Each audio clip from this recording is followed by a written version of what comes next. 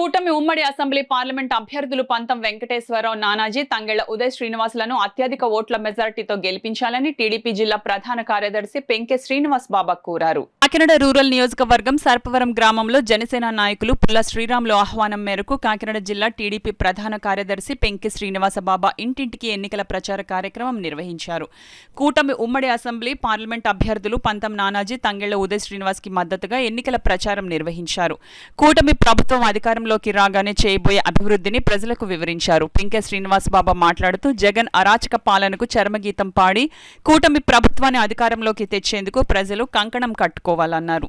ఈ కార్యక్రమంలో తెలుగుదేశం పార్టీ నాయకులు బత్తిన గోవిందు, వాసంశెట్టి శ్రీను, వాసంశెట్టి వీరబాబు, కాలా శ్రీను, రాయుడు అన్నవరం, అనుసూరి నారాయణరావు, రాయుడు నాగేశ్వరరావు, జనసేన పార్టీ నాయకులు వాసంశెట్టి వెంకటేశ్వరరావు, వాసంశెట్టి సూర్యచంద్ర, వాసంశెట్టి రమణ, వాసంశెట్టి సుబ్బారావు, కొప్పిశెట్టి రమణ, మూలపేట అప్పారావు, వాసంశెట్టి పెద్ద రమణ, గుత్తుర్తి రాజు తదితరులు పాల్గొన్నారు.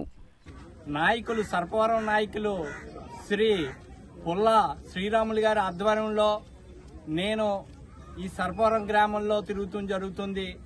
ఇక్కడ జనాలు ఎప్పుడు ఎలక్షన్ వస్తుందా, గాజు గ్లాసుకి గుద్దేద్దాం, ఖచ్చితంగా మనం ఇప్పుడున్న పీడ వదిలించుకుందామని వెనక ఆలోచన లేదు.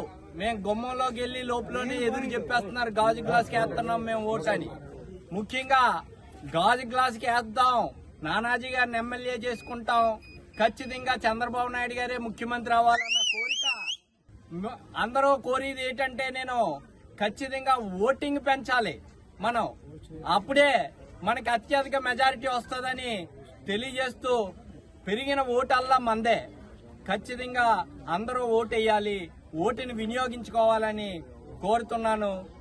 అలాగే మన ఎంపీ అభ్యర్థి శ్రీ శ్రీనివాస్ గారు, ఉదయ్ శ్రీనివాస్ గారిని కూడా అత్యధిక మెజార్టీతో గెలిపిస్తామని తెలియజేసుకుంటూ ముగిస్తున్నాను.